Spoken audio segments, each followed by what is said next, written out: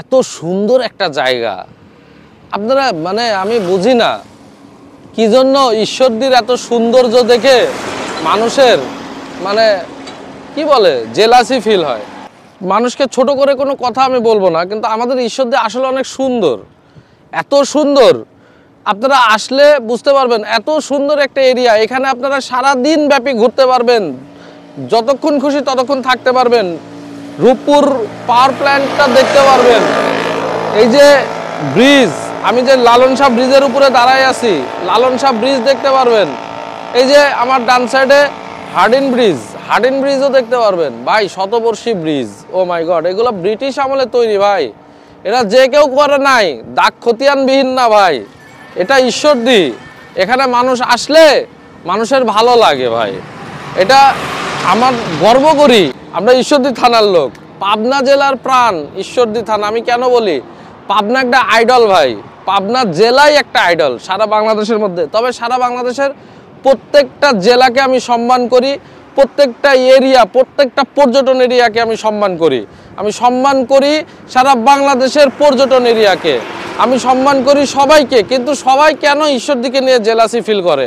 ঈশ্বরদীর উন্নয়ন, ঈশ্বরদীর ভালো কিছু তুলে ধরলে মানুষ সহ্য করতে পারে না, আমি বুঝি না ভাই। কিন্তু দেখুন এই যে হার্ডিন ব্রিজ, এই হার্ডিন ব্রিজ কি যেন তেন লোক পায় বলেন? এটা আমাদের ঈশ্বরদী থানার মধ্যে অবস্থিত। এই যে লালন শাহ ব্রিজ, এই লালন শাহ ব্রিজ আজকের তৈরি। এই লালন শাহ ব্রিজ অনেক বিখ্যাত। হিংসা ভেদাভেদ ভুলে ভালোবাসুন দেশটাকে, চলে আসুন আমাদের ঈশ্বরদীতে, ঘুরতে থাকুন, দেখতে থাকুন আমাদের ঈশ্বরদী, কত সুন্দর আমাদের ঈশ্বরদী। তবে আরেকটা জিনিস আমি বলবো, সেটা হচ্ছে যে এই নিউক্লিয়ার পাওয়ার প্ল্যান্টের কিছুদিন আগে এই চুল্লি দিয়ে ধোঁয়া বের হয়েছিল, এটা অসাধারণ একটা দৃশ্য ছিল। যদিও আমি ওই সময় আসতে পারিনি, আমার বাসা ঈশ্বরদীতে প্রায় 7 কিলোমিটার দূরে। এইখানে যারা ঘুরতে আসবেন তাদের জন্য এখানে রিসোর্ট আছে, হোটেল আছে, খাওয়া দাওয়ার ব্যবস্থা আছে, বিখ্যাত খাওয়া দাওয়ারও আছে আমাদের ঈশ্বরদীতে। তো আপনারা যে কেউ বাংলাদেশের যে কোনো জায়গা থেকে ট্রেন, বাস, যেভাবে খুশি সেভাবে আসতে পারবেন। তো ভিডিওটি ভালো লাগলে শেয়ার করে দেবেন। পরবর্তী ভিডিওতে দেখা হবে, সে পর্যন্ত ভালো থাকবেন, সুস্থ থাকবেন, আল্লাহ হাফেজ। তবে আর একটা কথা বলতে চাই, সেটা হলো আগামী 1 সেপ্টেম্বর 2025 টাইফয়েডের যে টিকা দিচ্ছে বাংলাদেশ সরকারের মাধ্যমে ফ্রিলি, এখানে আপনারা রেজিস্ট্রেশন করতে হবে 9 মাস থেকে শুরু করে 15 বছর বয়স পর্যন্ত।